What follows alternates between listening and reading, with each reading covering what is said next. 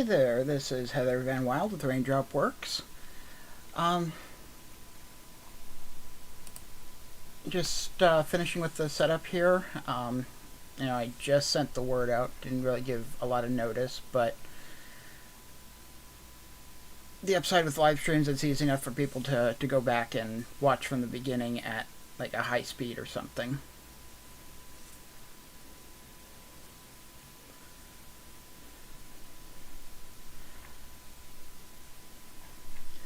So yeah, we do have the chat up. If there's issues with the stream or something, just drop me a note and I'll see it. But with that being said, let's go ahead and get into some background here.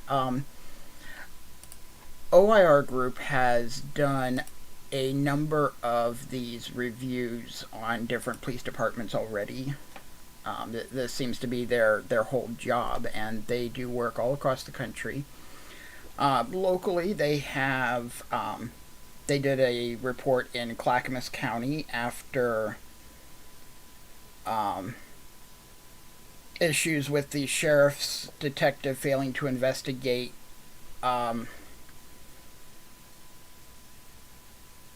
crimes that would that involved children in highly inappropriate ways.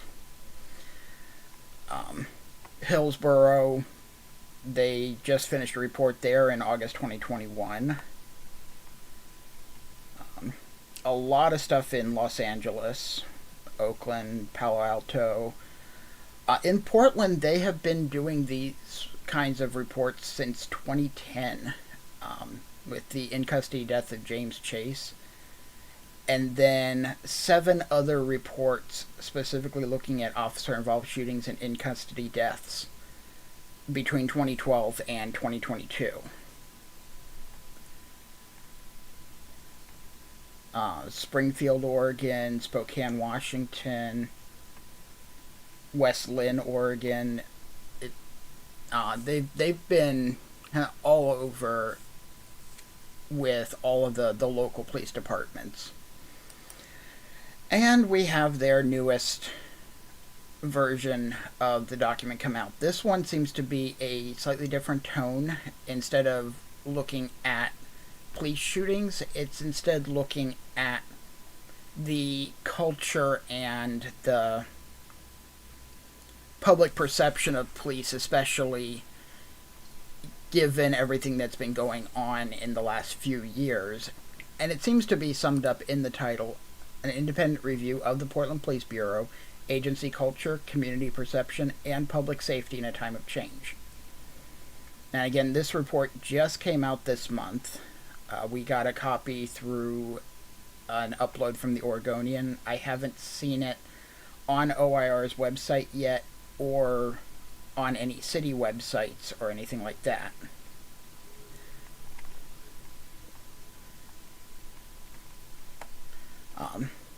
I'm just going to kind of skim through the table of contents here, because as we go through this whole document, we'll be doing the deep dive on everything here. They're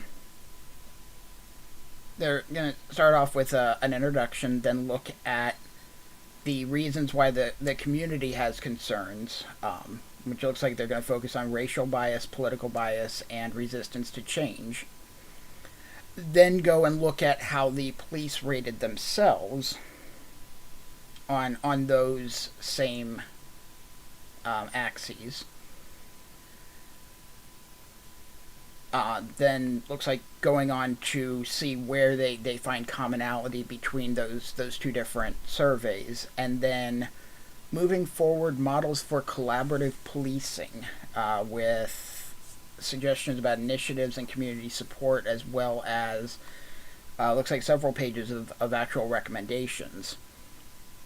Now, I've heard suggestions that the police department and the city were not overly receptive to what these suggestions said, but this is a cold reading for me. I know very little about what is actually going on aside from a couple of brief news reports. So,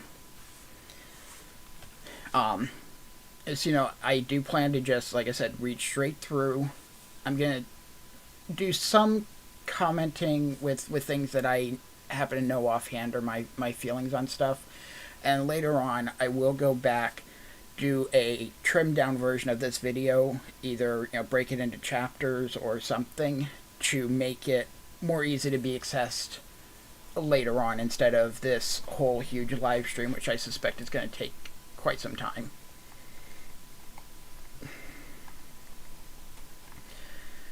Introduction. The City of Portland initiated this project in the spring of 2021, a time when the Portland Police Bureau was bearing the brunt of multifaceted criticism and concern.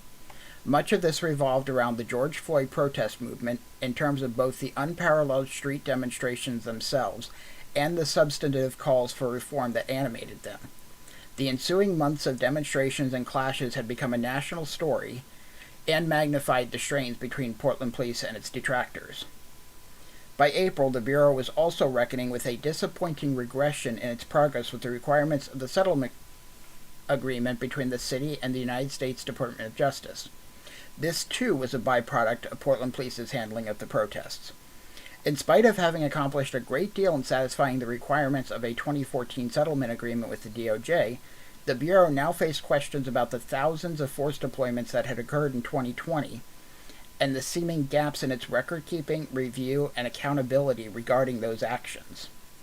A formal letter of noncompliance with settlement terms extend the federal supervision and cast an additional shadow over the agency.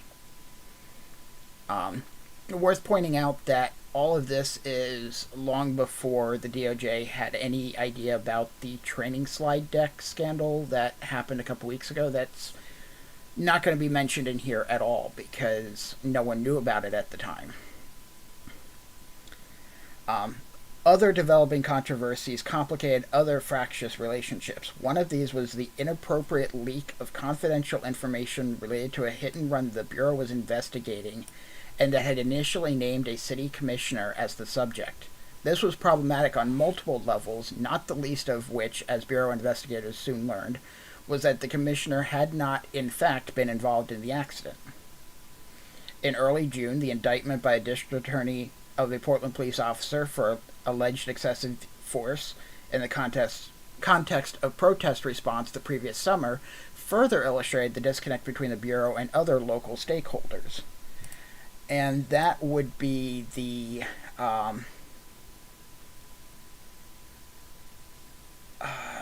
which one was that? I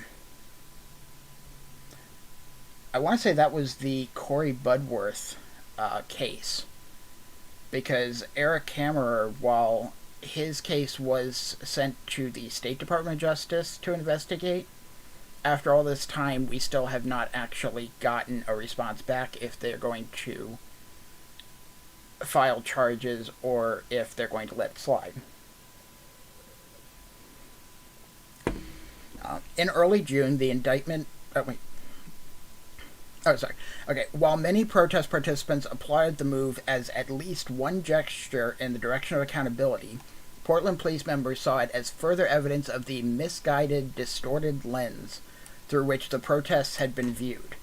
The Bureau drew national headlines when its entire rapid response team, a group of specially trained crowd control officers that had been highly utilized during protest response, resigned from their roles on the day after criminal charges were announced against their colleague.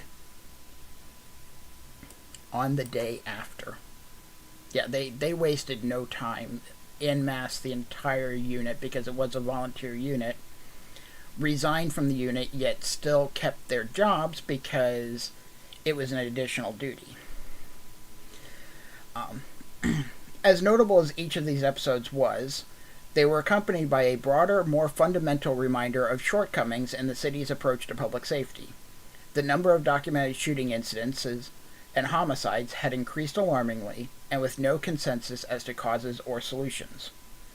Against this daunting backdrop, one of the many ideas generated by Portland's leadership was a study of Portland police culture.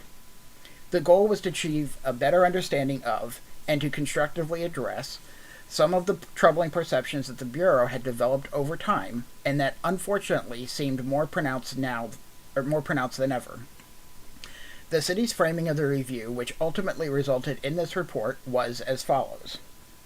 1. Community perception of racial bias. Are Portland Police's policies, culture, actions, or outcomes driven by racial bias? If so, what is the extent of any bias? What are the root causes of any bias? And what are the best practices to address these root causes? And 2. Community perception of political bias. Are Portland Police's policies, culture, actions, or outcomes driven by political bias? If so, what is the extent of any political bias? What are the root causes of any political bias? And what are the best practices to address those root causes? A good example here would be while Portland Police was being very hands-on and aggressive towards the protests for George Floyd,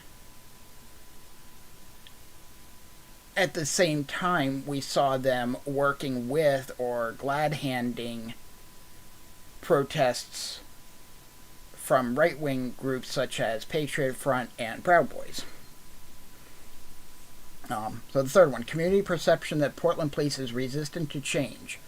Are Portland Police's policies, culture, actions, or outcomes resistant to change sought by the community? If so, what is the extent of this resistance? What are the root causes of this resistance? And what are the best practices to address that resistance? The assignment of answering these questions went to OIR Group, a team from Southern California that specializes in the independent review of police practices. Our familiarity with Portland and the Bureau stems from a series of formal reviews that OIR Group has undertaken regarding Portland Police officer-involved shootings and in-custody deaths. Again, there are 8 other reports that they list on their website. Our public reports on these evaluations, which date back to 2010, provide detailed accounts not only of the incidences themselves, but also our evaluation of the resulting internal investigations and our recommendations for future adaptations in policy or procedure. So there is a reference here, more information about OIR. OIR Group is led by Michael Giannacco, a former federal prosecutor and a nationally recognized leader in the field of police oversight. For 20 years, OIR Group has worked in a range of jurisdictions throughout California and in several other states. It has extensive experience in the monitoring of police operations and administrative reviews. It consults on policy and practice, conducts investigations, and contributes to accountability and transparency through public reports. Okay. Now, that notion of recommendations proved to be a significant element in this cultural assessment of the Bureau along the lines of racial bias, political bias, and resistance to change. As drafted by the city, the scope of work sought ideas about best practices to address identified issues. And this was reinforced with our conversations with city leadership, during which the desire for concrete, attainable suggestions for improvement was a consistent point of emphasis. The report that follows is the product of our attempt to define the cultural mindset of the Portland Police, to the extent that the views of its individual members, with their varying perspectives and experiences, lend themselves to collective characterization. We combined our independent knowledge of the city's recent history with the input we received from community members, activists, and elected officials, and incorporated these elements into our efforts to question, challenge, and understand the Portland Police's representatives with whom we interacted. We spoke with a number of individual Bureau members from all different rank levels, and offered the entire agency the chance to participate in a survey that explored the issues within our scope of work. I say they will discuss the specific survey methodology in detail later.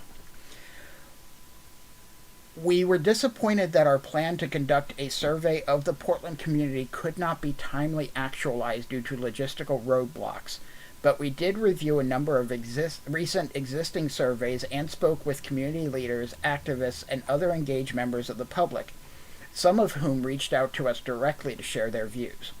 We also spoke with some retired Bureau members, as well as numerous city employees not connected to the Police Bureau. We reached out to all 5 commissioners and met with 3 of them, including the mayor. We are grateful to all of those who generously gave us the time, without which we would not have been able to complete our work. Unfortunately, due to pandemic-related restrictions, all of our interactions were virtual, mainly conducted via Zoom. This sometimes proved limiting in ways that were frustrating, if unavoidable. I do have to go back. I'm a little curious what logistical roadblocks are they talking about? I mean, is this pandemic related stuff that they, I don't know if they normally would like host listening sessions that they couldn't do because of the pandemic. Maybe they'll touch on that. I don't know. The conclusions we discuss below are not definitive with regard to answering the central questions in yes or no fashion. Certainly, our overall impressions were more nuanced than those of Portland residents, who asserted as a given that the Bureau's culture was irredeemably racist and that meaningful reform must begin by confronting that reality. Okay. We'll see how it's nuanced. Nor were we persuaded by those few Portland police members who bristled at the mere mention of familiar critiques and insisted instead the bias against them was central to the heightened dysfunction in their city. So, yeah, it seems like there is definitely going to be something of a middle-of-the-road approach here.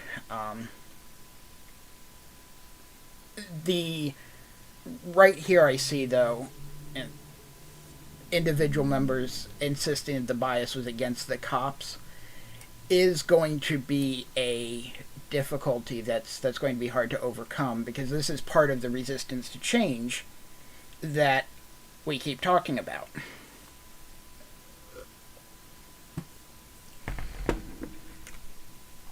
But the starkly contrasting views at either end of the spectrum were helpful, valuable both on their own terms and as a frame for considering the range of insights that fell within them. And importantly, there were useful threads that emerged over the course of the project and gave coherence to the multifaceted feedback we received. There were ways that outside criticism overlapped tellingly with internal self-scrutiny. There was a recognition that statistics showing disparities in enforcement practices were real, and that they needed to be understood and reckoned with more effectively. Unequivocally, we also came away with the understanding that troubling community perceptions about bias have a foundation in history and in dynamics that exist today, and that grappling with them constructively should be a priority, as many Portland Police members are willing and able to acknowledge.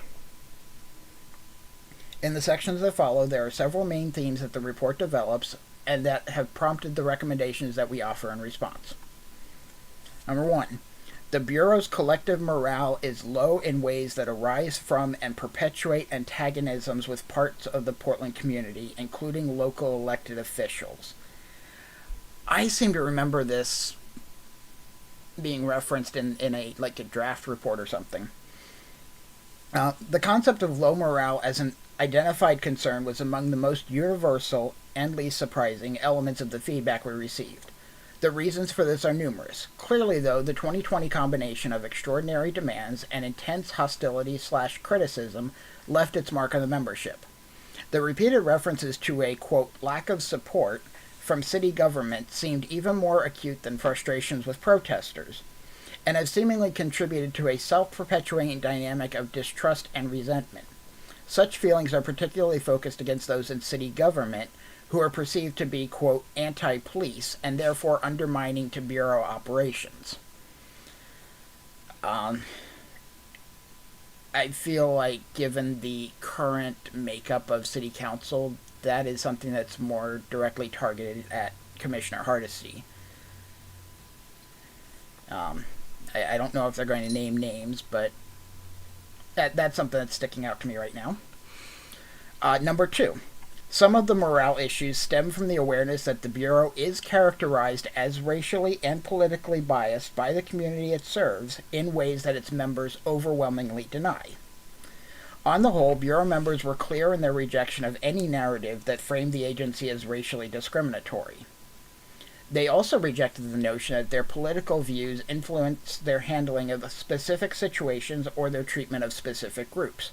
Skeptics are unlikely to be assuaged by such claims, particularly in light of high-profile cases that provide indicia of a discriminatory approach. Moreover, the studies showed collective disparate treatment of The studies showing collective disparate treatment of persons of color means that the Bureau's way of performing public safety in Portland has impacts that are not colorblind. Our own impressions were shaped by multiple examples of thoughtful explanation and nuance in considering these important questions. Number 3. Some of the morale issues also stem from a perception of leadership gaps and a sense that Bureau management should assert itself more definitively, both internally and externally. One refrain that emerged consistently from the different sources of Portland Police member input was frustration with agency leadership, in part because of a perceived lack of firm support for or even engagement with rank-and-file officers.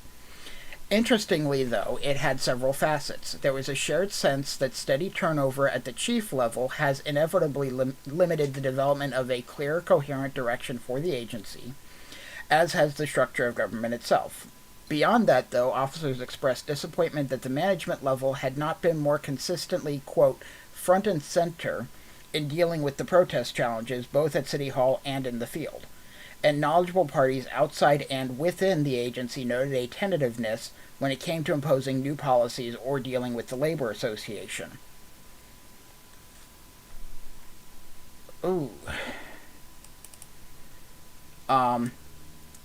Tentativeness in dealing with the Labor Association. So it does sound like Portland Police Union is going to be getting at least something of a mention in here.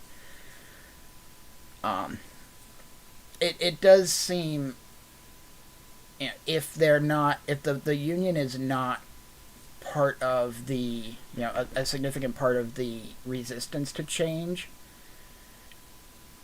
it certainly doesn't strike me as being incredibly accommodating of the changes.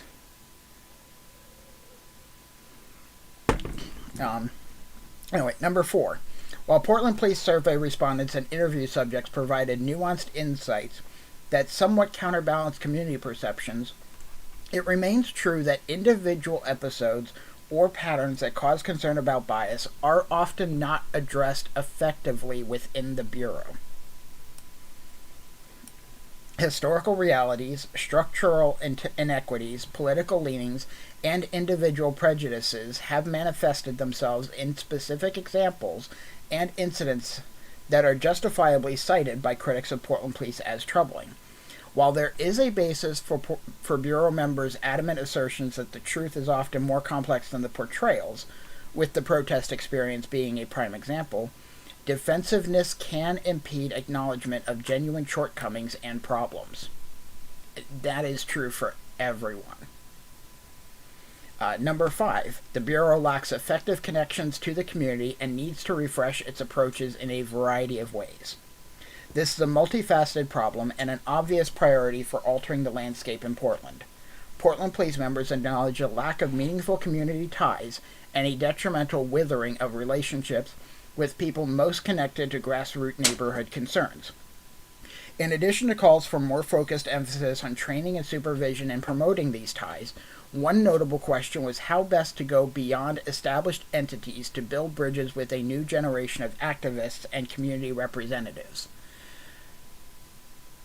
This has been a huge one that I've been seeing. The only time I ever hear about Portland Police going out and interacting with the community is in the old established, essentially the older generation led organizations. And some of that is going to be, yes, the organizations that are being led by younger people don't want to interact with the police, but also all the things that we've seen have given them reasons to actively mistrust the police more and more, so why should they want to come to the bargaining table? Moving on, number 6. The Bureau's approach to information sharing suffers from multiple limitations in ways that undermine public confidence.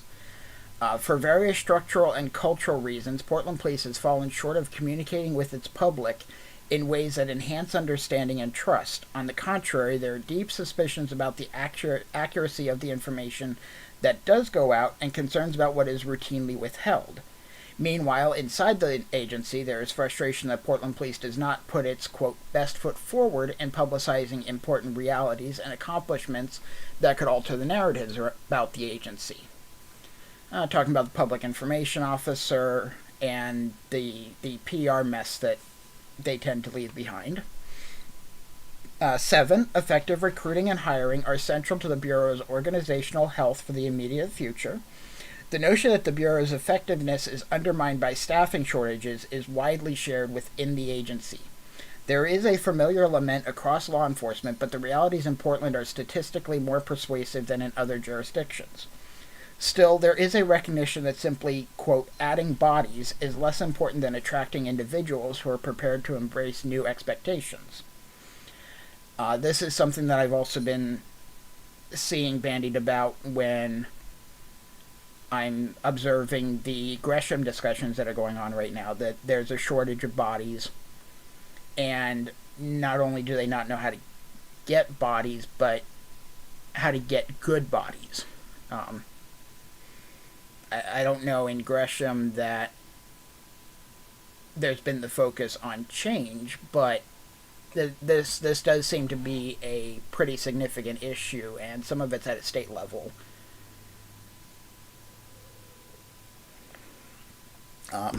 If we are at 8 now. With some justification, the public is skeptical about the Bureau's commitments to accountability.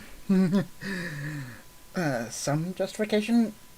We'll see more. The overwhelming success of the 2020 ballot measure, calling for a new and significantly more empowered independent oversight entity, belies the notion that concerns about officer misconduct are limited to a small number of misleadingly influential critics. Since that time, the process of implementing this ambitious new model has been slow, in part because of Portland police challenges. This dynamic has lent itself to the reinforcement of perceptions that Portland police is resistant to appropriate scrutiny, intractable in its dismissal of other perspectives, and reluctant to recognize or remediate officer wrongdoing. We keep asking the question, when are we going to see any officers held accountable for basically anything? To their credit, the city and the Bureau have been moving forward on multiple fronts during the pendency of this project. One noteworthy work in progress is the collaborative effort towards creation of a new focused intervention team designed to address street violence.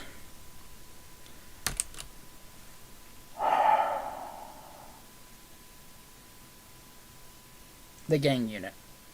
They're talking about the resurrection of the gang unit with different dressing. The unit just went live recently. I don't have information offhand about how this is supposed to be meaningfully different from the gang unit that was shut down in the wake of the George Floyd protests as being part of the problem that we had. The team will be a special unit of carefully selected Portland police members that will seek to address gun violence through direct connections in the community. Unlike previous iterations of Bureau personnel dedicated to the cyclical nature of some shootings, this group will be guided in part by, and newly accountable, an appointed group of community advisors with relevant backgrounds and expertise. The ultimate effectiveness of the FIT initiative obviously remains to be seen, but to us it constitutes a significant step in the direction of a beneficial new model, one that acknowledges the reality of gun violence in the city and recognizes the importance of the law enforcement role in addressing that problem, but incorporates policing into a community-driven and holistic approach. Ideally, this report will help to illustrate why more of such approaches are needed in Portland and how they might work for the benefit of all concerned. This includes the many Bureau representatives whose candid input was critical to our efforts. At a time when many Portland police members are wary of the intentions of outsiders and weary of being critiqued, we were especially appreciative of the insights we gleaned from all who cooperated with this project.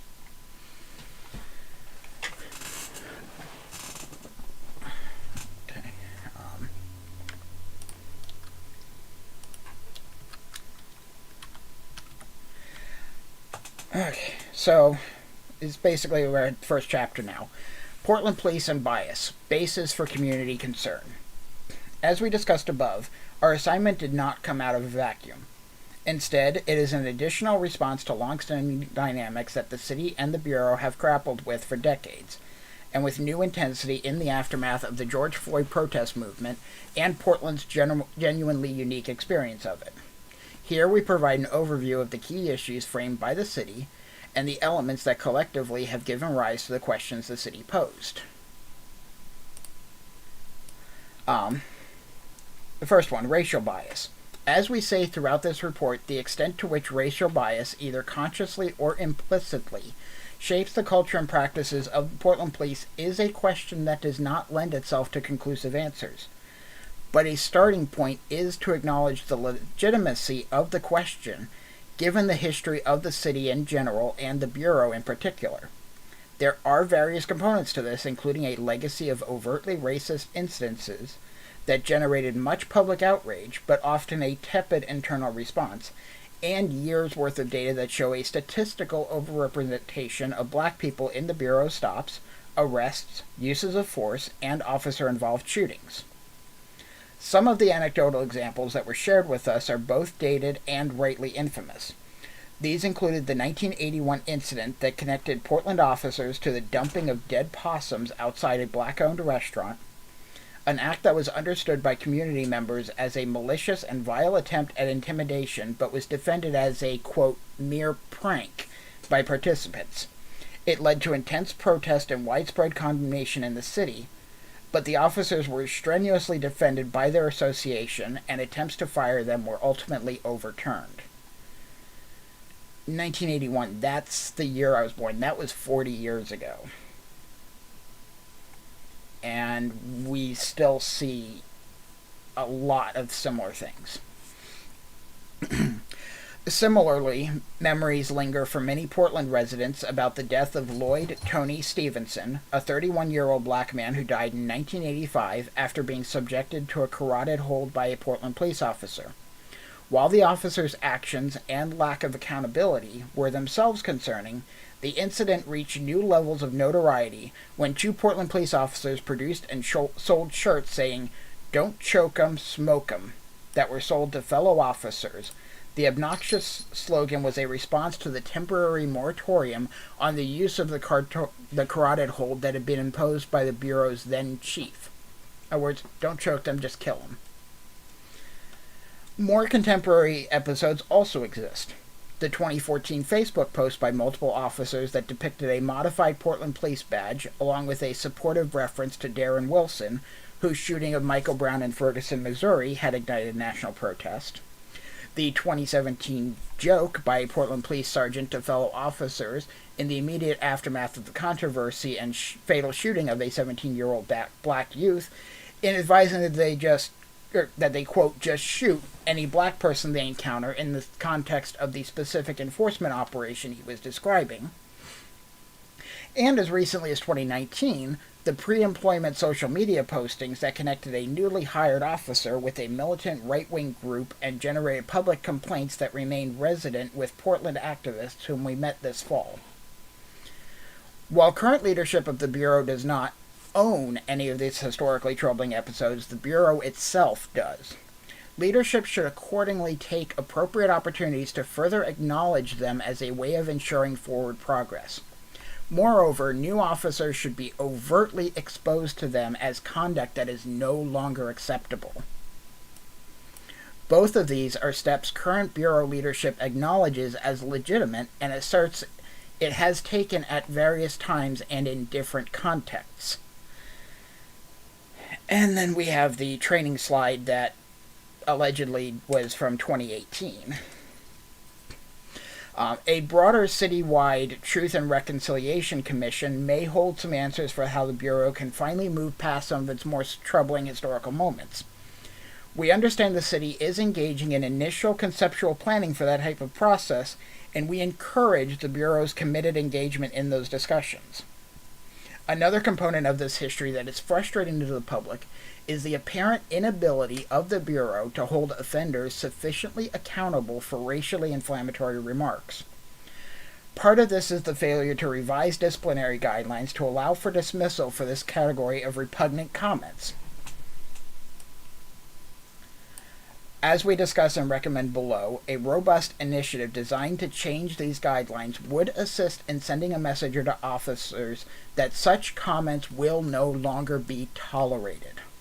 As importantly, it will reassure the community that the Bureau does not want such individuals providing public safety to Portlanders and has developed effective tools to enforce this principle. The broader significance of individual acts of misconduct, even when they are as egregious as these, remains debatable, and it should be noted that Bureau leadership often sought to impose appropriately severe sanctions in these cases, though with limited success. I feel like they're talking about the union fighting back and getting people reinstated. What is fairly attributable to the Bureau more generally is the tone deafness and defensiveness with which it has often reacted to such controversies. The association has been prominent in this regard, and the aggressive posture of its leadership reflects on all the officers whom the union represents. Some of this, quote, goes with the territory of their role as advocates, but we have worked with police labor groups in other jurisdictions whose approach is notably less reactionary and severe. A 2017 incident makes for an interesting case in point. The association reacted negatively and publicly to the mayor's job posting seeking a new chief that read, in part, that the city of Portland has, quote, a history of legally sanctioned systemic racism and legally enforced exclusionary practices. The association described its membership as, quote, angry and confused over the reference, choosing to perceive and characterize it as implying that the contemporary Bureau itself actively supported a racist culture. The mayor was quick to clarify his remarks, but he also expressed regret that the association would opt for a divisive response to a description that many considered to not only be accurate but mild, and far from scapegoating the Bureau alone. A less pugnacious approach, such as acknowledging police's problematic history while vouching for the integrity of current officers and a commitment to ongoing evolution, would obviously have left a different impression. It should hardly have been controversial. The willingness to recognize the role that national law enforcement has played in the perpetuation of slavery, Jim Crow, the structures of discrimination, is a seeming baseline that contemporary police agencies should have long moved past, and is far from an inherent admission of current malice. Apart from the long legacy of problematic episodes and the disappointing internal reaction to them, a wealth of statistics has emerged in recent years to quantify the disparities in policing activity relative to racial representation in the city. Numerous analyses have used Portland Police's own data to show significant racial disparities in policing shootings, ranging from stops and arrests to officer-involved shootings. To the agency's credit, its public website presents detailed statistical information about its operations across a number of significant categories. We highlight just a few of the recent ones here as examples, with the idea that the numbers themselves have been well documented. In their own stops data annual report, Portland Police acknowledged, quote, the racial demographics of drivers stopped by Portland Police traffic officers has significantly changed over the 5 years, with officers stopping significantly more Hispanic, 7.3 to 11.2, and Black/African American, 8.8 to 12.6, drivers, while stopping significantly fewer white drivers, 71.3 versus 69.4. And further, that stop rates were higher for people of color than white drivers during the stay-at-home period of the pandemic. Portland Police's arrest data, as analyzed by the group 538, also showed racial disparities, ranking Portland 5th of the nation's 37 largest jurisdictions for arrest disparities. When the Bureau's 2019 arrest data was compared to census data, 538's analysis maintained that Portland Police arrest black people at a per capita rate that is 4.3 times higher than the arrest for white people. And then the report does link to the full report from 538's website. As for uses of force against subjects by Portland police officers, the City of Portland's Training Advisory Council offered the following analysis in a 2020 publication called Patterns in Portland Police Bureau Force Data Summary Reports. Black subjects experience force at a rate of 44.8 events per 1,000 custodies, significantly higher than the rate of 30.6 events per 1,000 custodies experienced by white subjects. The report found that 29% of all force instances were used on black subjects, even though only 6% of the population is black. Our own experience in reviewing Portland Police critical incidences coincides with these trend lines. We reported in 2019 that of 50 officer-involved shootings and in-custody deaths reviewed during our work with the city over an 8-year period, 26% of the 50 critical incidences involved black subjects. Again, when black people only comprise 6% of the population. These numbers are objectively consistent in reflecting the statistically disparate experiences of policing as between white and black residences of the city. The Bureau acknowledges as much, but its interpretation of that reality leads to different conclusions, which is where frustrating stalemates have developed over the years and persist to this day. The dynamic was also reflected in arrest numbers during the initial months of the protests, when black participants comprised 11% of the individuals who were arrested.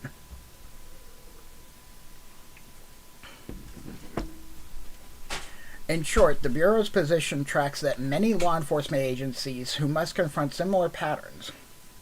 It insists that its enforcement statistics can only be understood inside the larger contexts and dynamics that help to shape them, and over which they have limited control.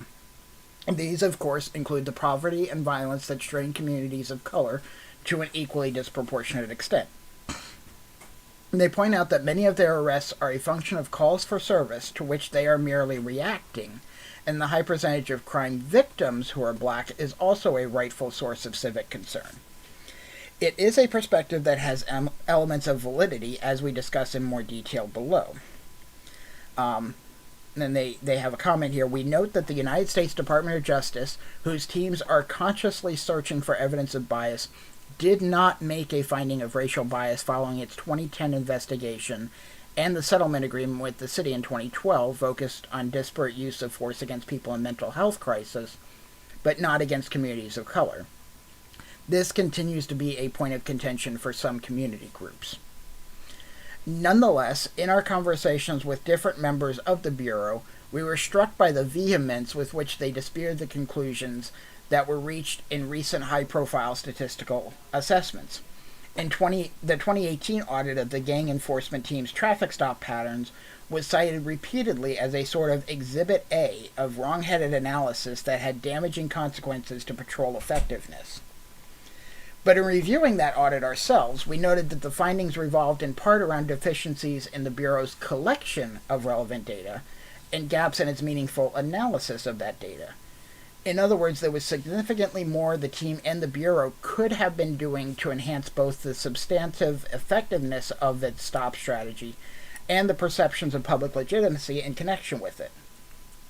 At least one Portland police executive conceded to us, if grudgingly, that this criticism had validity.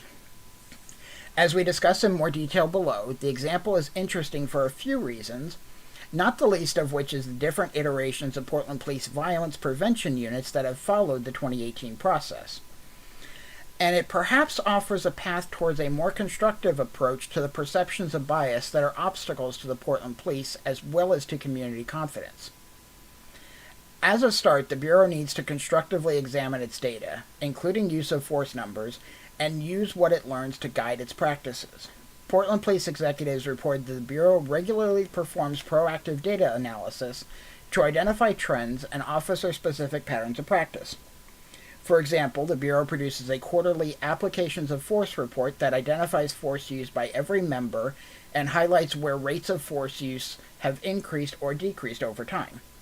And in its internal report, 2021 Force Increase, the Bureau analyzed its uses of force from 2019 to 2021 by various factors, including call and subject types, to better determine why use of force numbers had increased over the period.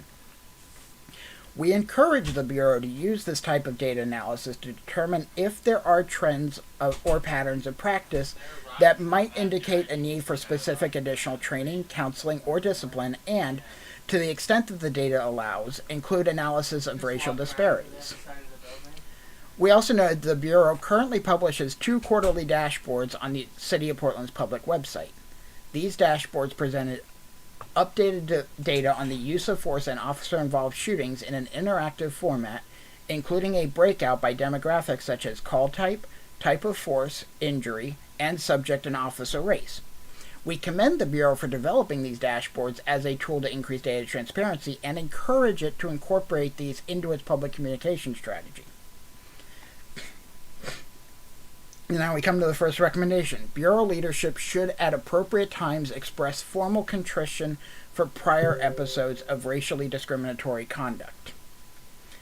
Number 2. New officers should be exposed to the prior discriminatory and racially charged conduct of Bureau officers in recent history and express messaging that such conduct will no longer be tolerated.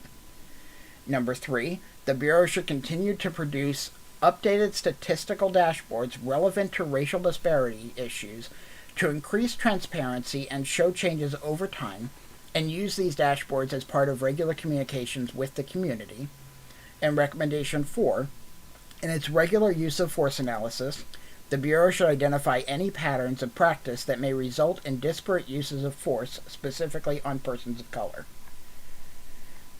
Give me just a second here.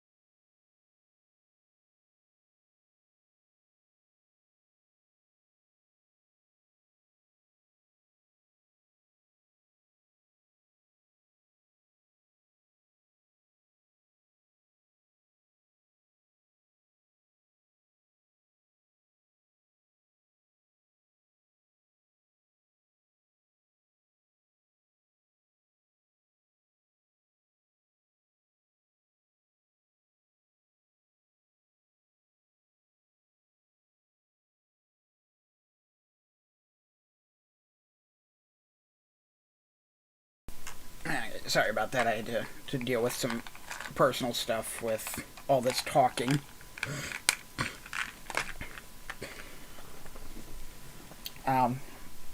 So now we're moving on from racial bias onto political bias.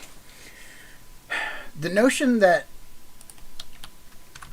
Bureau culture, policies, and actions are driven by political bias takes a few different forms. First is that Bureau members are inappropriately involved in actual politics, as best evidenced by 2 recent cases: the leak of the confidential and inaccurate information naming a city commissioner as the perpetrator of a hit and run, and the violation of Oregon election law by a Bureau commander who had opposed the candidacy of the district attorney and spoken out in favor of his recall while acting in her official capacity.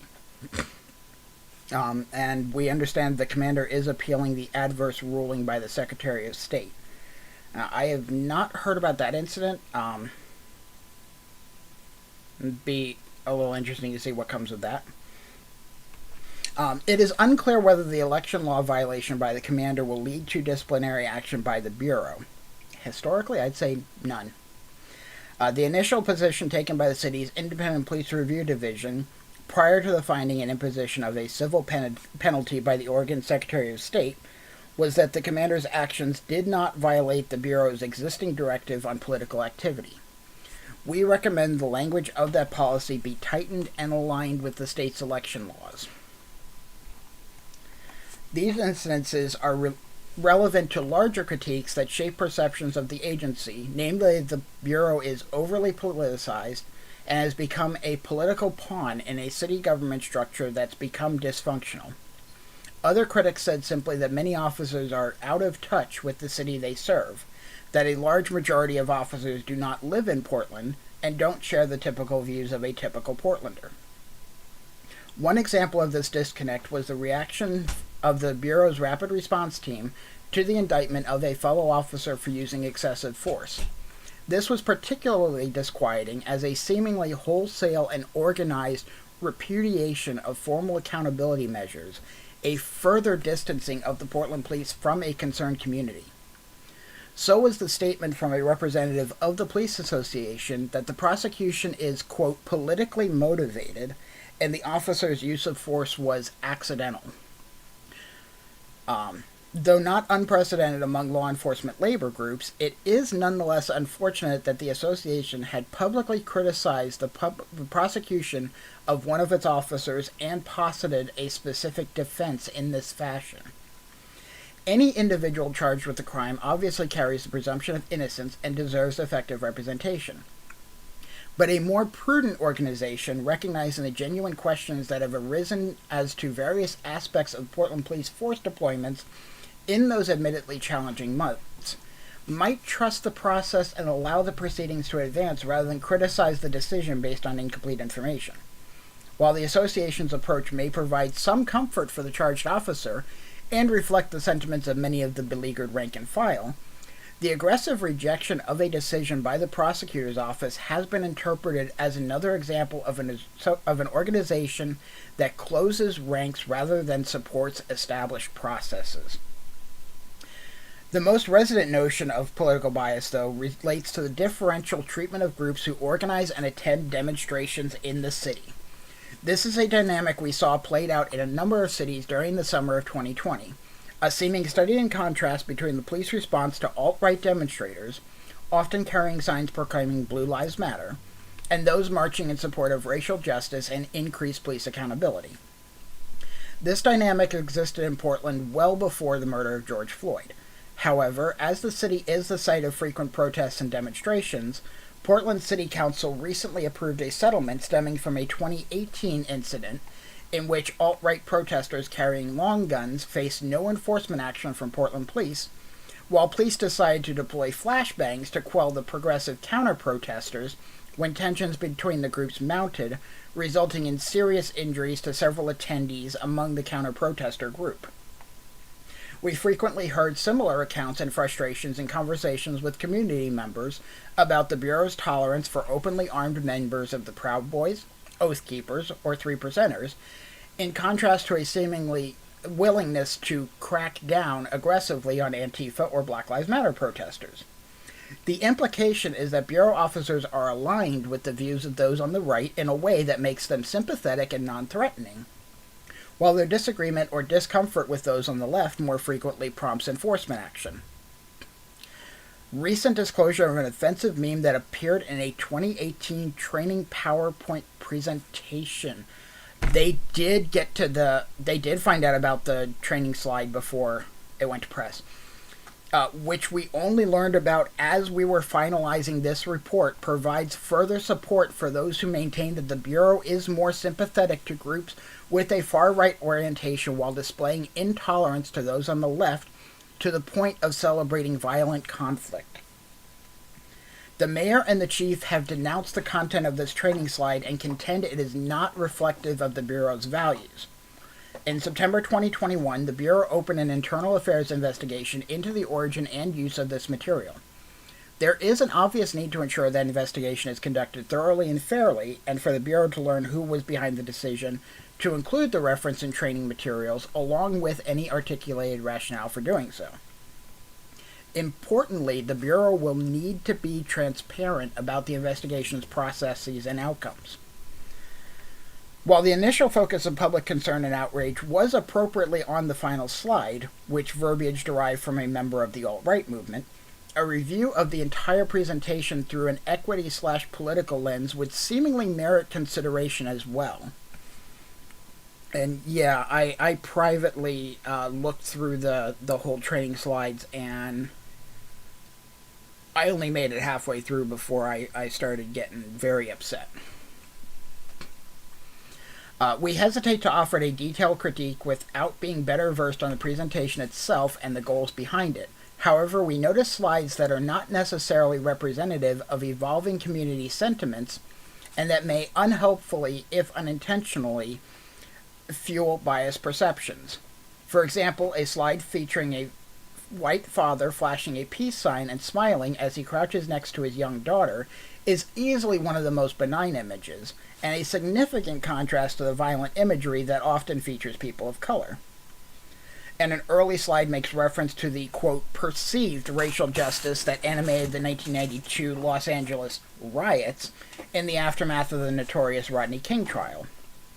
While other elements of the slide deck are more balanced, the negative attention the presentation has received for its final slide will ideally be an impetus for a more wholesale updating of the entire presentation.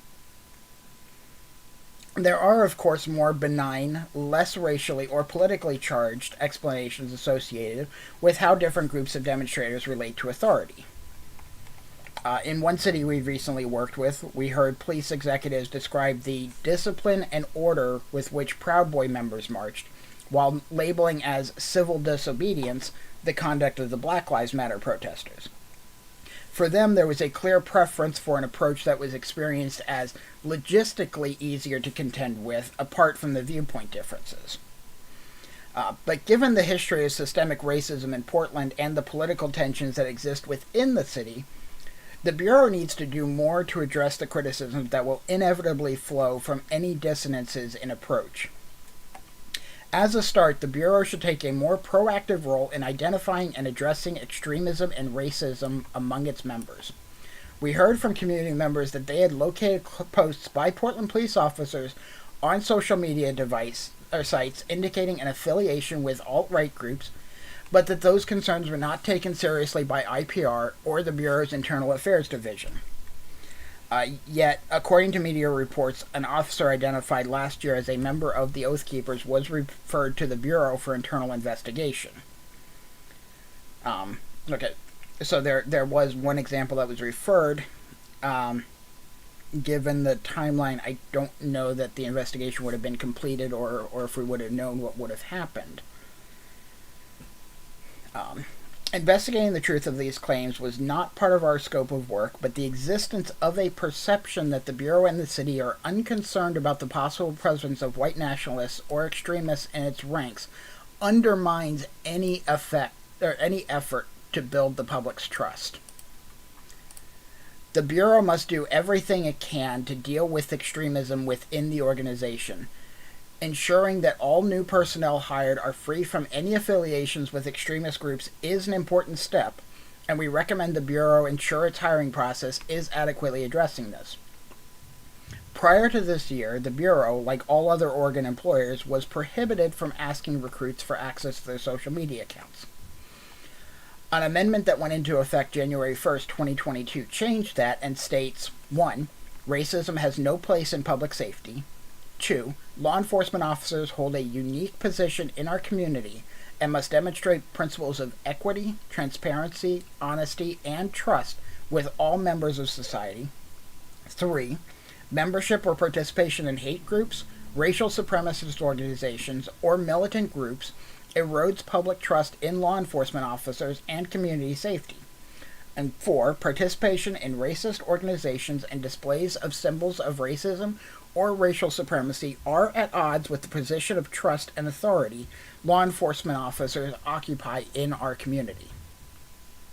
That bill directed the state's Department of Public Safety Standards and Training, DPSST, to create a uniform background checklist for law enforcement agencies to assess applicants' quote, tendencies, feelings, and opinions towards diverse cultures, races, and ethnicities, and differing social, political, economic, and life statuses, and gives agencies the right to access applicants' social media accounts. But it is just as important to identify those within the organization who espouse views, because even a small number of those individuals can have an outsized impact on the entire Bureau by affecting culture as well as public perception. Within the limits of constitutional protections of free speech and expression, the 2021 legislation also requires law enforcement agencies to, quote, adopt policies that set standards for speech and expression by officers in and outside the course and scope of their employ. The policies must apply to all forms of speech and expression, including but not limited to film, video, print media, public and private speech, and use of internet services, including but not limited to electronic mail, file transfer, remote computer access, news services, social networking, social media, instant messaging, blogs, forums, and video, and other file-sharing sites. Consistent with this mandate, the Bureau should ensure that its directives include a social media usage policy, and disciplinary guidelines should make clear to officers that, quote, liking and reposting white nationalist and extremist content could result in disciplinary action, including termination. Beyond that, the Bureau should commit to working with community partners to address this issue, including an assurance it will thoroughly investigate allegations that particular members have ties to extremist groups. And this brings us on to the next set of recommendations. Number 5, the Bureau should modify its directive on political activity by members to align its prohibitions with the parameters of Oregon election law. 6, the Bureau should ensure that its background investigators thoroughly examine all applicants' social media posts and should eliminate from hiring consideration anyone found to have links to extremist groups or to have posted any communications associating themselves with racist viewpoints. 7, the Bureau should require any potential hires to divulge any social media posts or affiliations that might cause discredit to them and the Bureau, and should advise them that any subsequent discovery of undisclosed posts or affiliations could lead to discipline, including dismissal.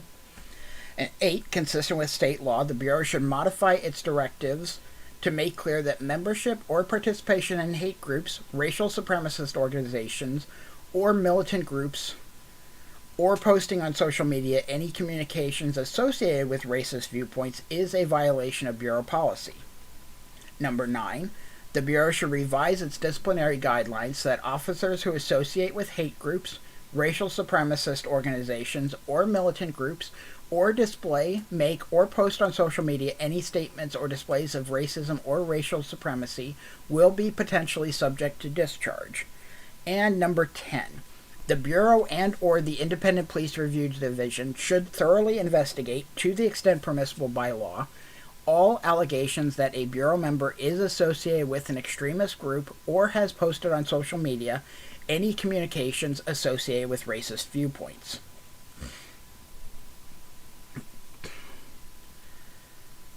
Whew. A lot to unpack there.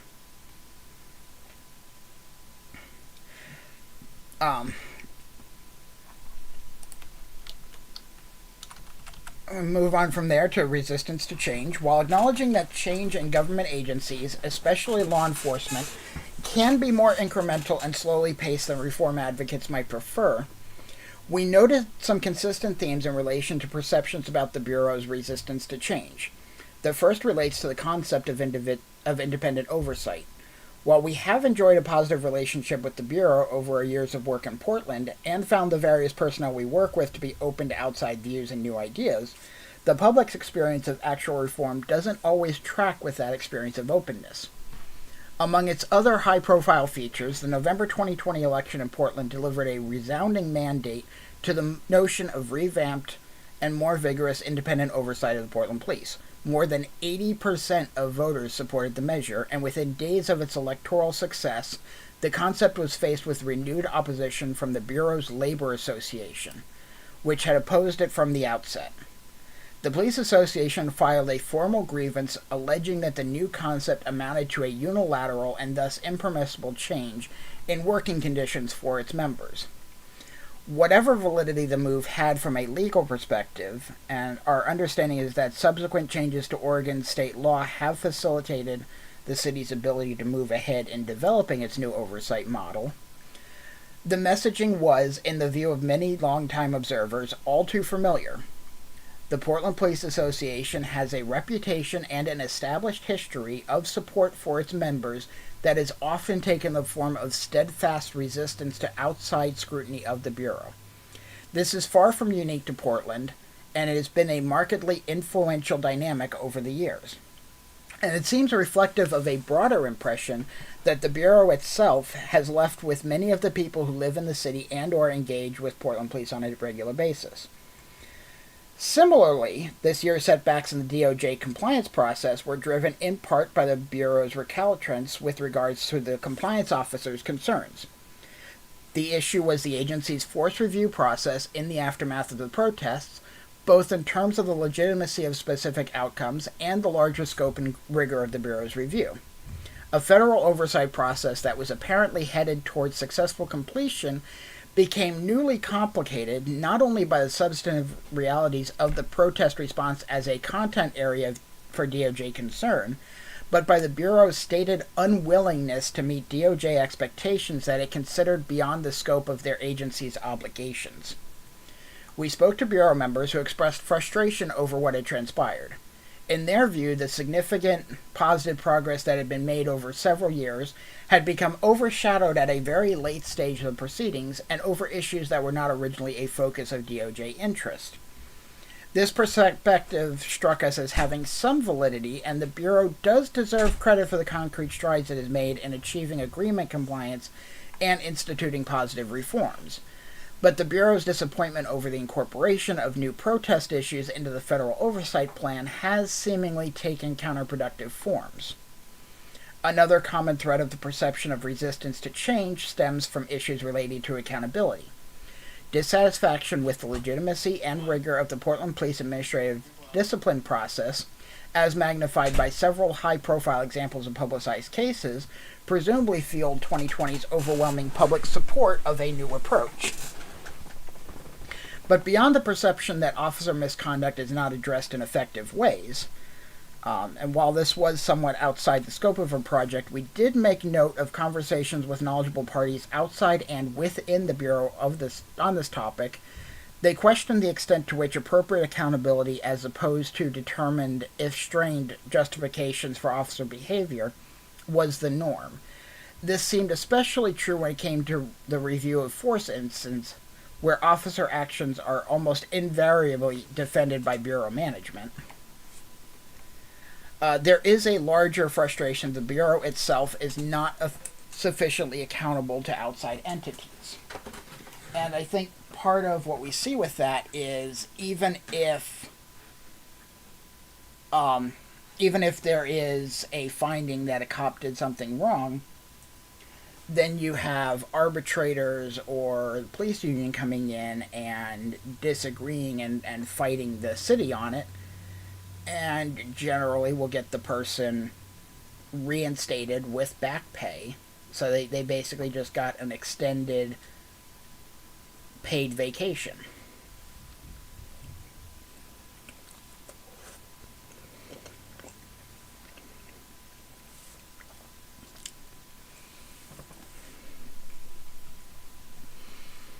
This dynamic has different components, including the inadequate communication and information sharing that we discuss later in this report.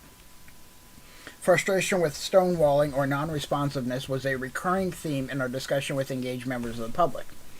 Some of it, though, appears to be cultural in nature, a byproduct of both defensiveness and a disregard for the legitimacy of outside opinion that exists within a broad swath of law enforcement agencies. But that paradigm, like many others in the context of police accountability and police-community relations, is shifting. Certainly, public expectations in Portland are galvanized in new, concrete ways. Whether its past reputation and the justifications for it, the Bureau would be well served to reconsider its posture and try instead to establish a positive, collaborative seat at the newly larger table where public safety reforms are developing. One place to begin would be with the new oversight concept that was endorsed by voters and is currently being refined with the help of an appointed Rethink Police Accountability Commission.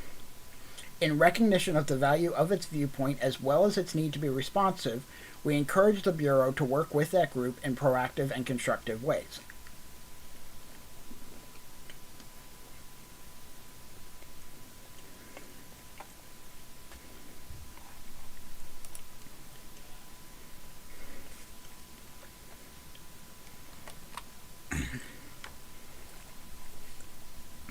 Sorry.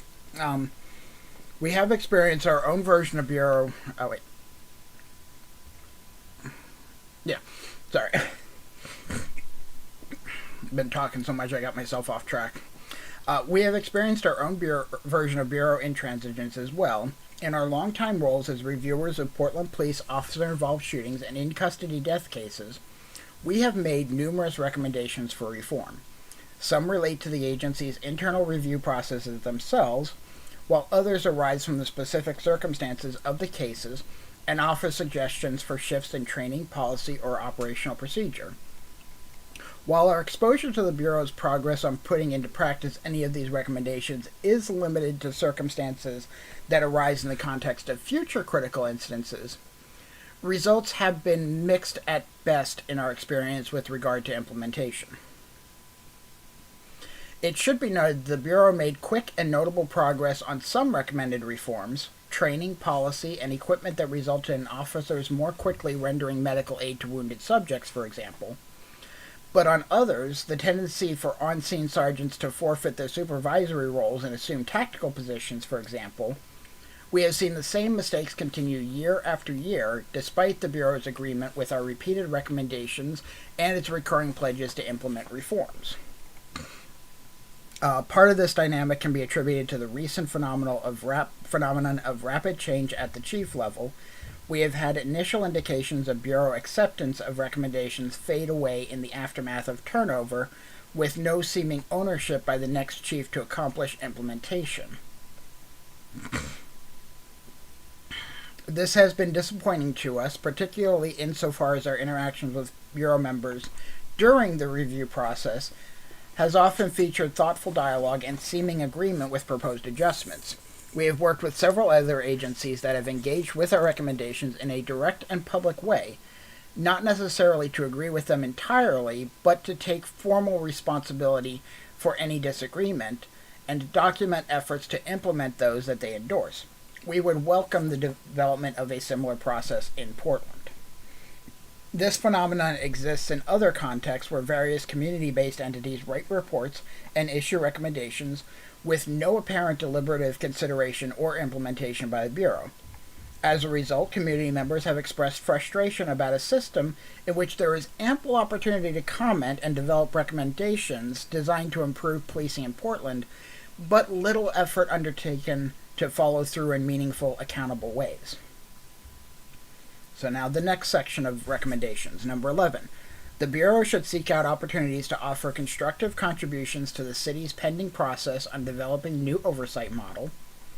And number 12, the Bureau and/or the Independent Police Review Division should create a process for tracking the response to and implementation of recommendations for reform made by outside entities, and should regularly report to the public about progress on these measures. One final area where change has been slow in Portland, at least relative to other large cities, is adoption of body-worn camera technology.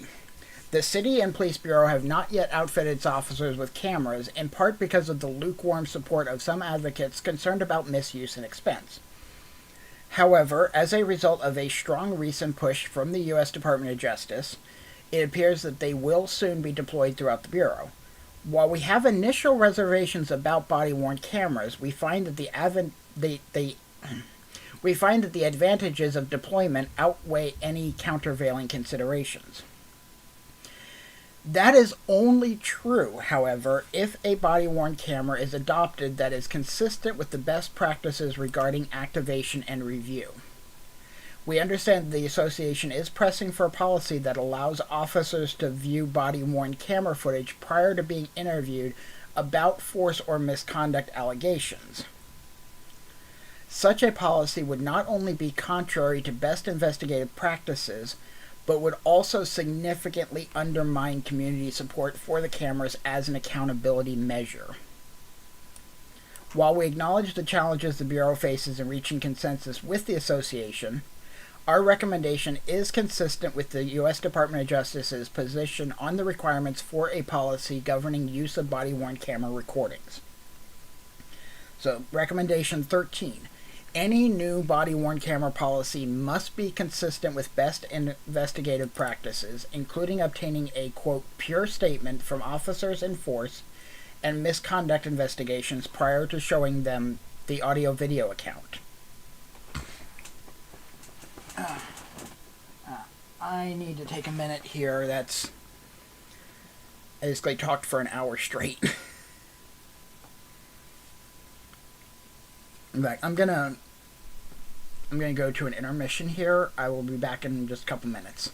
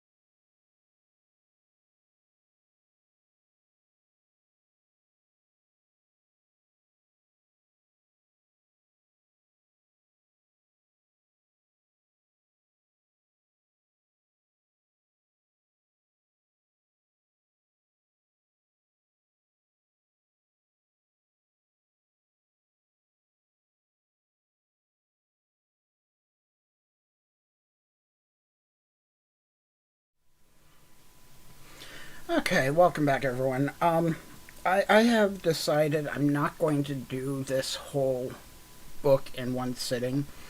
My throat's already kind of going raw from all the talking, and we're just over a quarter of the way through. So I looked ahead. This next chapter goes right up to the halfway point in the report. So I'm going to go ahead and read that and then stop it for today, and hopefully either tomorrow or Tuesday, depending on how my voice goes, going through the rest of it. So I definitely thank you for tuning in and sitting through all of this with me, and yeah, let's keep going. The next chapter we have now is going to be about the Police Bureau's self-perception with their survey results and conclusions. In this section, we delve into the results gleaned from the survey we prepared for Bureau members in furtherance of this project's goals. We recognized from the outset that there were advantages and limitations to obtaining feedback in this way. We needed to craft an instrument that would capture the relevant views and experiences of participants, do so in ways that could be quantified in the aggregate, and accomplish these goals with a measure of efficiency so as to not to impose unrealistically on people's time and attention. We chose an online Bureau-wide survey to gather data from the largest possible set of Bureau members. With an assistance of an academic and longtime research practitioner, we developed a survey of 45 questions that also include opportunities for respondents to share ideas in a written narrative. We utilized various questions and response types, such as simple multiple choice, ranking on Likert, which is ranking opinions from strongly agree to strongly disagree, and bipolar scales, i.e., ranking along a continuum of two opposite points, and open-ended response fields. We hosted our survey on SurveyMonkey, a web-based survey software platform. The link to the survey was disseminated to all Bureau employees, including non-sworn personnel, via an email to the Bureau's entire listserv sent from the Chief's office. We are very grateful for the assistance of Bureau personnel in helping us distribute the survey and strategizing with us about how best to encourage member input, including setting up meetings and crafting follow-up messages to boost participations. The link to this Bureau-wide message, this Bureau-wide approach via a Chief's message rather than selected sampling was intended to ensure participation from all types of personnel in all ranks and positions. Participation in the survey was voluntary and encouraged by stating that the responses would be anonymous and reported in the aggregate. The survey was then publicized during the first week of November via an introductory video that was created by OIR Group and meant to be played by sergeants during roll call. This video was also distributed for viewing by those who did not attend roll call, either because of their leave status or role in the Bureau. The video was one component of an outreach effort that was itself informational for us. We knew that enlisting the voluntary cooperation of Bureau members would be challenging. This was in part because the ground was well trodden. Over the past several years, experts, consultants, and even their own police association had requested that Bureau members at all levels respond to a myriad of questions related to their experiences, training, and leadership. More than one person from the Bureau conveyed to us the sense that at this point the, quote, average officer is quite weary of being studied and critiqued. From that perspective, we are grateful that 277 employees eventually took time to participate, despite their likely and understandable experience of survey fatigue. Another challenge, and perhaps a deeper one, was overcoming the perception that our report findings were largely preordained by a combination of our own biases and the impetus within city government behind the project. At the outset of the project, one elected official with whom we spoke offered an encouraging theory. Perhaps Bureau members aggrieved by wrongful characterizations would welcome the opportunity to be heard. It was a note we tried to strike in our introductory video, and it may well have resonated for some portions of the agency. For others who declined to respond, though, it was seemingly not enough to overcome either inertia or distrust about the project's legitimacy. This latter concern emerged most clearly in our discussion with the Police Association's board, as we sought to enlist their support of the survey and other outreach. We met via Zoom to explain our role and answer questions. We appreciated the time the board members offered us and their respectful, if pointed, candor in sharing their skepticism about the project's aims. However, their request to see the survey's contents and to offer feedback prior to any commitment to support it eventually became a dead end, and our efforts at follow-up were unsuccessful. So it seems like the Portland Police Association basically wanted to have, editorial control over the questions that were being asked. Similarly, we were struck by the small number of sergeants who opted into the several virtual information sessions we offered to accompany the survey's release. In coordination with Bureau management and in time slots intended to correspond to the start of new shifts on both sides of the duty week, we were able to introduce ourselves, respond to any questions, and request the help of sergeants in promoting the survey as an opportunity for Bureau members to be heard. Very few chose to attend. For those that did, their reasons seemed to be more about curiosity and professionalism than enthusiasm, and the most effusive comments were from people who, with good intentions, braced us for an underwhelming level of response from the Bureau as a whole. A few, to be clear, also took the time to share their own detailed viewpoints in ways that were informative as well as generous. Data collection occurred from November 2nd through December 2nd, 2021. Personnel could access the link at any time of day, even while on duty. The survey was available for completion on mobile devices, including phones and tablets, as well as on desktops. Of 1,040 Bureau members, which all that data was provided by the Portland Police in the workbook, Police Bureau Staff Demographic Breakdown, which would have come out 2 months before this was done. We received survey responses from the aforementioned 277 respondents with a response rate of 27%. We found this response rate, if disappointing, to be consistent with other recent online surveys of police officers. See, for example, Bradley and Nixon, Thatcher, Wood, and especially Nixon et al. In 2019, where the authors consider the possibility that law enforcement personnel are wary of survey research for a variety of external reasons. The majority of respondents were sworn personnel ranging from officers up to command staff. The remaining 30% identified as non-sworn staff. As previously noted, we did not collect any personal identifying information and responses were anonymous. And because we also offered the option of skipping survey questions, not all respondents answered all questions. And then we have here a visual breakdown of reported ranks or positions for the people who took the survey. While nearly half of these were tenured members of the Bureau with over 15 years of experience, and 22% had been with the Bureau under 5 years. The majority of respondents, 64%, reported they did not live in the city of Portland, while 26% do, and 11% preferred not to state their residence. I think that actually tracks fairly close to the information that was gathered by, I think it was Portland Mercury last year. As we discussed below, the responses we received did provide an important cornerstone to the conclusions and recommendations that we ultimately reached. However, one qualifier that we note here, as elsewhere, is that the survey supplements were supplemented by a number of useful conversations with individual Bureau members that were obviously much more in-depth and nuanced. While these conversations did not negate or undermine the survey findings in any way, they did lend themselves to a more complete picture of the core issues that the report addresses. Here, as we do elsewhere throughout the report, we list and describe Bureau members' responses with the goal of understanding their perspective and providing useful insight accordingly. We also note here that while we periodically include our own assessments of the relevant issues, our sharing of the Bureau members' views is not by itself meant to imply an endorsement of their accuracy or validity. For example, many respondents discuss negative views about Bureau and city leadership and the degree to which lack of community support impacts their work. These are not uncommon views in policing or in the workplace and should be recognized as both worth hearing and inevitably subjective.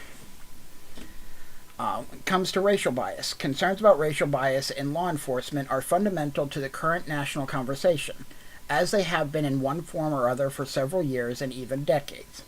And they have been discouragingly cyclical, marked by the same pattern of statistical disparities and discriminatory enforcement and troubling individual incidences.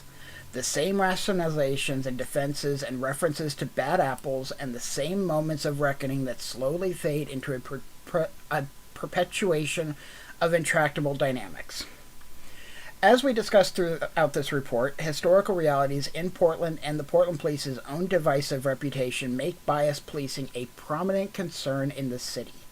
Many residents and activists and caring observers take the racial bias of the Bureau as a given.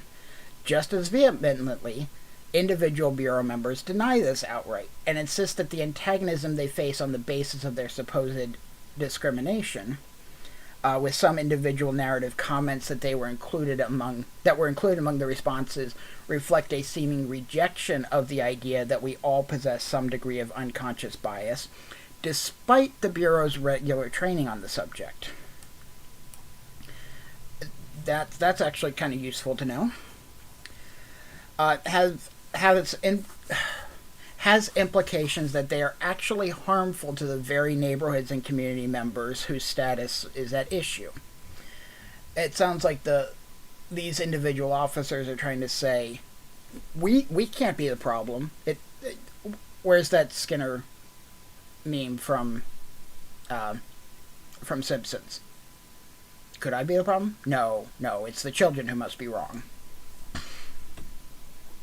With this dynamic in mind, and with an awareness that national studies of racial bias have assembled a myriad of data without definitive success, we approach the topic in our survey, and in the report more broadly, with two thoughts. One was to focus less on direct questions about people's own behaviors and attitudes, and more on their sense of the Bureau's culture more broadly. The other was to focus on ways that Portland Police could move beyond mere denial and somehow come to grips with, and help change, the reputation that exists and the reasons for it. In the survey, we accordingly asked people about their own perceptions of racial bias within the Bureau as a whole, with the notion that candor and objectivity might increase if the lens were wider. And then there's I don't know if this is a quote from a survey respondent or if this is just them retelling the general sentiment, but stop telling us we're racist or being unconsciously racist when we are not, and try supporting us verbally with the public, and stop hiding from the fact that we are good people doing good work every day.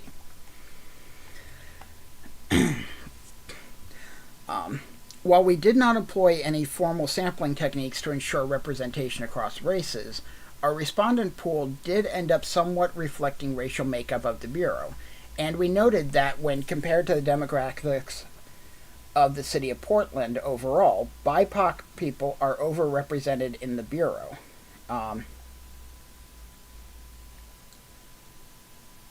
And yeah, that actually does, they're suggesting roughly 32% of the Bureau is Black or African American, while I believe we said that 6% of the general population was.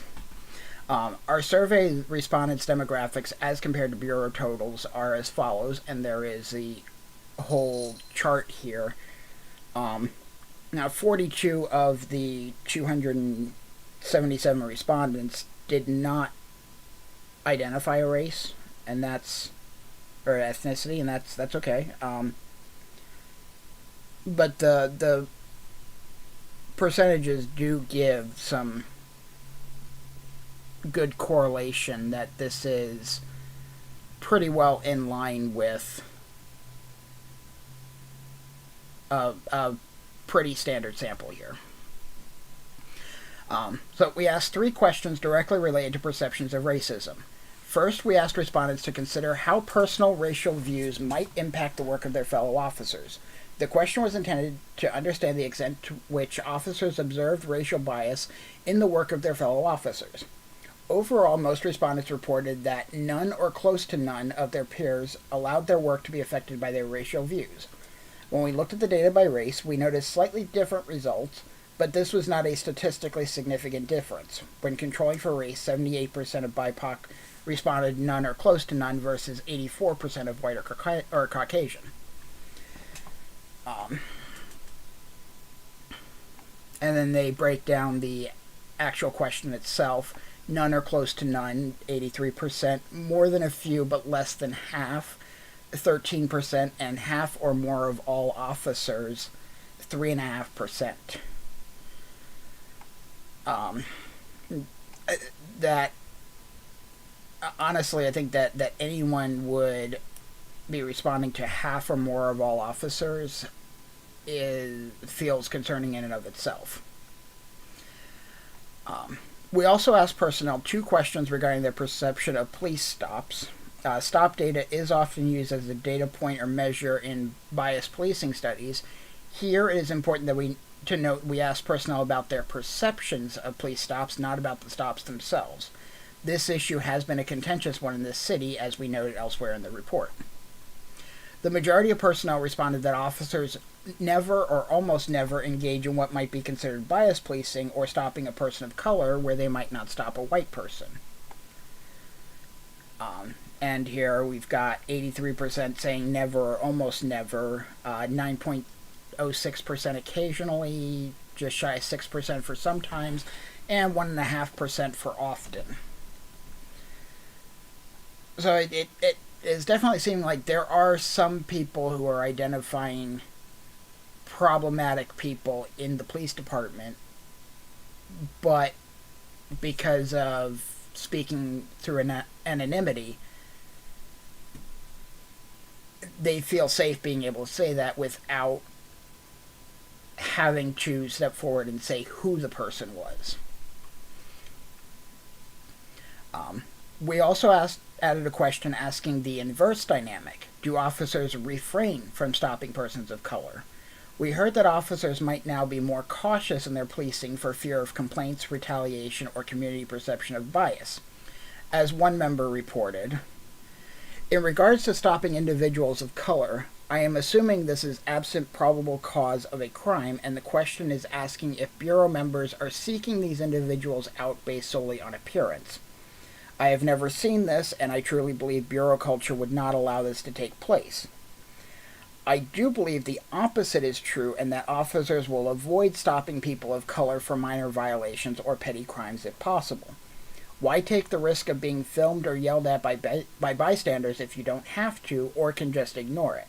Simply stopping someone who could be conceived as a person of color to inform them of a headlight out with no intention of issuing a citation is racial profiling to bystanders.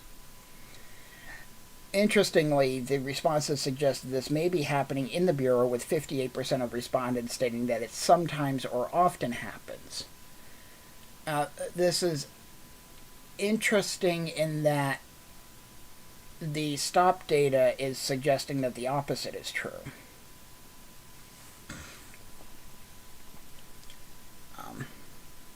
And here the numbers are much more different, where in regards to the question of if Bureau officers will refrain from stopping, questioning, or arresting a person of color in situations where they might do so with a white person. Only 16% said never, almost never, 25% said occasionally, 30% said sometimes, and 27% said often. Finally, we also asked respondents if they received less favorable treatment from the Bureau than other officers because of demographic factors such as age, race, gender, or political views. These questions were meant to understand if personnel felt discrimination from within the Bureau. When we looked at the results among demographic variables, we found that women and persons of color reported experiencing less favorable treatment than their male white counterparts. Findings across other demographic variables such as political view or age were similar across the relevant variable. When asked if they experienced less favorable treatment because of their gender, women were more likely to agree or strongly agree with the statement than men. 37% versus 9% for men. When asked if they experienced less favorable treatment because of their race, those who identified as other than white or Caucasian were more likely to agree or strongly agree than white or Caucasian. 17% of BIPOC versus 7.5% of white. Finally, we asked respondents to provide their opinion on the need for racial bias training. To do so, we asked respondents to rank their point of view along a continuum of two opposite points, with 0 indicating that they agreed more with Statement A, 100% that they agreed more with Statement B, and 50 indicating that they were neutral on the topic. Statement A. In general, the Bureau would benefit from increased training and other resources designed to prevent racial views from unfairly influencing officers' work. Or Statement B. In general, there is no great need in the Bureau for increased training or other resources designed to prevent racial views from unfairly influencing officers' work. Overall, respondents averaged a score of 66, meaning that they leaned slightly more towards no great need for increased racial bias training. But when we isolated the rankings by certain demographics, we found that men averaged a score of 70, while women averaged a score of 57, meaning that men were more likely than women to believe there is no need for additional bias training. Those who identified as conservative averaged a score of 79, while those who identified as liberal averaged a score of 48, meaning that liberals leaned more towards the need for more racial bias training. We discuss more differences based on political identification in the next section. There was no marked difference between white respondents and persons of color, with those groupings averaging 67 and 65 respectively. It is important to reiterate that these latter questions asked about respondents' own perceptions of less favorable treatment. These results suggest at least their personal experience of bias within the Bureau and may be an area of further consideration for Bureau leadership. Here's where it's going to get fun. Political bias. The Bureau's handling of the protest was a focal point for allegations, one resulted in a lawsuit and its significant settlement, that a conservative or even hard-right political orientation had improperly influenced the enforcement decisions of the agency and their behavior of individual officers. In 2021, the leak by Portland police members of confidential information about an elected official's reported involvement in a hit-and-run traffic accident also exacerbated tensions about the Bureau's willingness to let political sentiments influence their handling of professional responsibilities. Accordingly, part of the project was designed to assess the reality of the Bureau's political culture and the possible influences of bias. When it came to political points of view, our sample was fairly evenly divided, with 33% identifying as very or somewhat conservative, 26% identifying as very or somewhat liberal, 29% neither conservative or liberal, and approximately 12% preferred not to state their political view. We asked respondents to consider how political views impacted the work of their fellow Bureau members. When asked what proportion of Bureau officers, quote, sometimes allow their work to be unfairly affected by their political views, the majority of all respondents collectively answered none or close to none. But when we analyzed the respondents by their self-identified political views, the results were strikingly different. Of those who identified as very or somewhat liberal, 29% reported that more than a few but less than half of Bureau officers allowed their work to be unfairly affected by their political views, versus a mere 7% of their very or somewhat conservative peers. In other words, the officers who identified more liberal were also more likely to believe that the political views of at least some of their peers might unfairly affect their work. And then they break down their responses to that question here.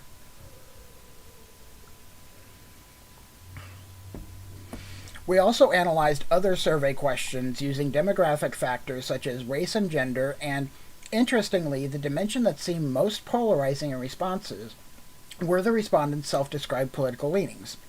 While there is clearly common ground between the two groups in the perception that the Bureau is under-resourced, both financially and in terms of leadership support, The conservative group seemed to see the lack of resources as some kind of unfair punishment being meted out by the mayor, city, or council for perceived bad behavior, while the liberal group simply noted that the lack of resources exist. We used word clouds and performed this analysis using a software tool that allowed us to import all open-ended responses and generate the word cloud, where the words that appear with most frequency in the text are shown in a bigger font and more centrally in the image. To analyze our open-ended question, what would you do if you were in charge for one day? This first cloud below shows responses from participants who describe themselves as very or somewhat conservative. And the biggest words are mayor, police, community, city, public, bureau, officers, council, calls, people, members, and as I'm looking through a lot of random wordage there, and on the next page is the cloud from those who describe themselves as very or somewhat liberal. Big front and center, officers, community. And now there seems to be a similar number of highlighted words, but they all seem to be more uniform in their usage. Public training, increase, GVRT made it in there at some point. Accountable, hiring, increased speciality. What struck us here was the prominence of references to the mayor, council, and chief in the conservative cloud and their comparative absence or unimportance in the liberal cloud. I'm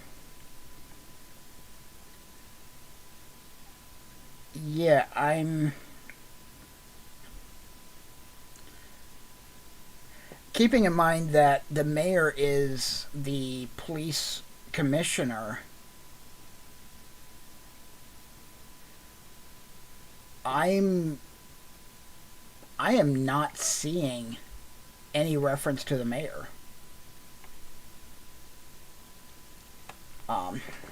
In the liberal cloud, while when I look at the conservative one, mayor is right up in there at like the sixth most frequently used word.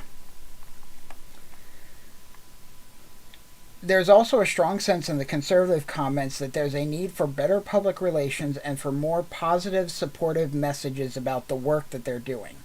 This same notion doesn't come through nearly as strongly as comments by those who describe themselves as more liberal. While this type of analysis is not scientifically rigorous, it at least reflects political attitudes and attendant opinions about the Bureau's needs that are more complex than some of the assumptions about their collective leanings. And then moving into the last section we're going to go over today, resistance to change. This topic was added to the report in response to another negative perception from external people and entities who have engaged with the Bureau in recent years and found themselves frustrated by the agency's intractability with regard to reform.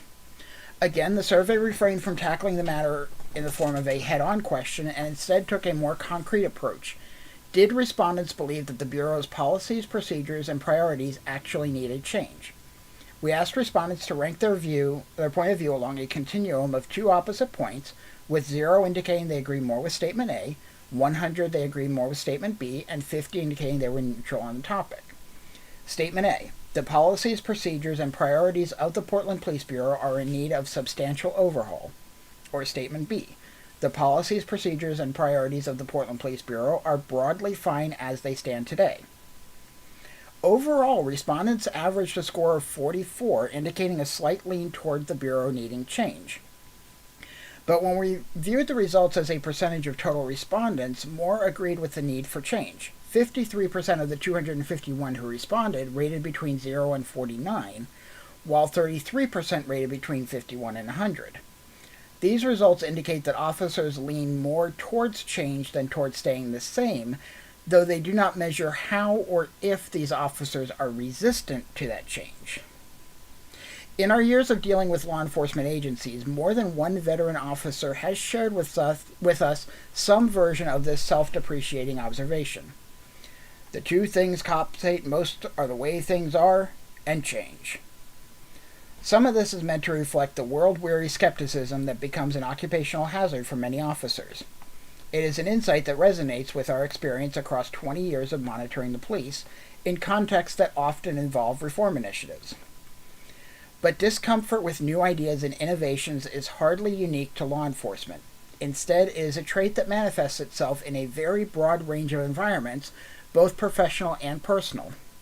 We suspect that for police departments in general, and Portland Police in particular, the inherent obstacles to embrace of change are magnified when reforms are imposed non-collaboratively or animated by an antagonism and disapproval that spurs defensiveness as a reflex. It is important to note that we did hear from Bureau members who acknowledged that policing is in a time of inevitable and necessary transition. They also recognize specific ways that change could be beneficial, and we discuss these elsewhere in the report. And yeah, that's where we're going to go ahead and leave it for today. We've basically gone over the groundwork of how things are, how the public sees the police, and how the police see themselves and the public, and have gotten some decent ideas for suggestions on how to address some of these issues. And it looks like as we go further into this report next time, we'll be able to see more about what the suggestions are for how to help repair the divide between the local communities and the police department, and at the same time work out how to basically reform policing into a way that is more justice oriented instead of the issues that we've been seeing over the last years. Now keep in mind, I mean, these views that are in this document, they are not my own. I've tried to focus my commentary on just clarifying actual details. I am interested to see what they come up with for these collaborative approaches that they're suggesting. I can't say how certain or how confident I am that the general public is going to agree, but we won't know until we actually try to look at something. That said, I definitely thank you all for tuning in. I know not a lot of people on the live stream, but that's okay. Maybe we will have more later on when things get put together for individual chapters and breakdowns. If you like the work that we're doing here, definitely go ahead and give this video a like. Subscribe to the channel if you haven't already.